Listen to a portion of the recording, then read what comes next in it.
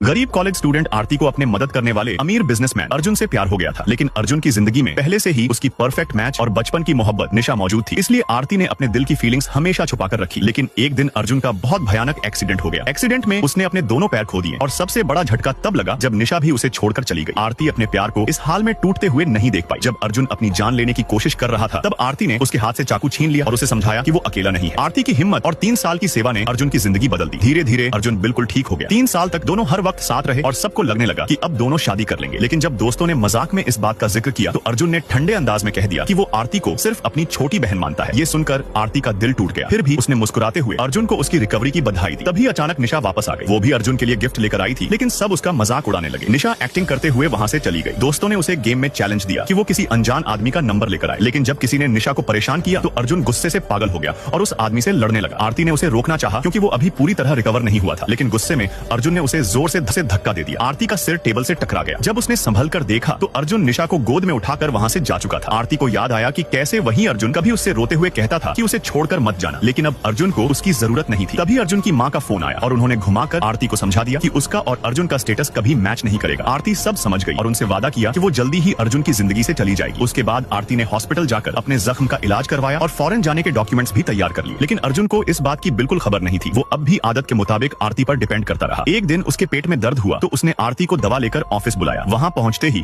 आरती की मुलाकात निशा से हो गई। निशा सीधा अर्जुन के केबिन में गई और उसके लिए स्पाइसी खाना लेकर आई। आरती ने अर्जुन को याद दिलाया कि डॉक्टर ने उसे स्पाइसी खाना मना किया है, लेकिन निशा को खुश करने के लिए अर्जुन ने वो खाना खा लिया। अगले ही पल उसकी तबीयत खराब होने लगी। फिर भी उसने एक्टिंग की कि सब ठीक है। आरती चुपचाप दवा रखकर वहाँ से चली गई। अगले दिन अर्जुन ने आरती को एक ऑक्शन पार्टी में चलने को कहा और उसके लिए महंगा ड्रेस भी खरीदा। आरती मान गई, लेकिन कार में बैठते ही उसने देखा कि फ्रंट सीट पर निशा पहले से बैठी हुई है। पूरी जर्नी में निशा और अर्जुन रोमांस करते रहे और आरती चुपचाप सब सहती रही। ऑक्शन में अर्जुन निशा पर पैसे उड़ा रहा था। जो चीज निशा को पसंद आती अर्जुन तुरंत खरीद लेता। जब 3 गिफ्ट्स लेने के बाद अर्जुन ने आरती से पूछा कि उसे क्या चाहिए, तब आरती की नजर एक खूबसूरत ब्लू सैफायर नेकलेस पर टिक गई। अर्जुन ने बिना सोचे उसे खरीद लिया, लेकिन निशा ने ड्रामा करते हुए कहा कि ये नेकलेस वफादार और अमर प्यार की निशानी है, जो आरती को देना बिल्कुल सही नहीं होगा। ये सुनकर अर्जुन ने वही नेकलेस आरती को देने के बजाय निशा को पहना दिया। उस पल आरती समझ गई कि अर्जुन के दिल में उसकी कोई जगह नहीं है, लेकिन निशा इतने पर भी नहीं रुकी। ऑक्शन खत्म होने के बाद उसने आरती को धमकी दी कि वो अर्जुन से दूर रहे। फिर उसने जानबूझकर आरती का हाथ पकड़ा और खुद सीढ़ियों से गिरने का नाटक कर दिया। अर्जुन तुरंत भागकर निशा को संभालने लगा और बिना आरती की बात सुने उसे ही दोषी मान लिया। सजा देने के लिए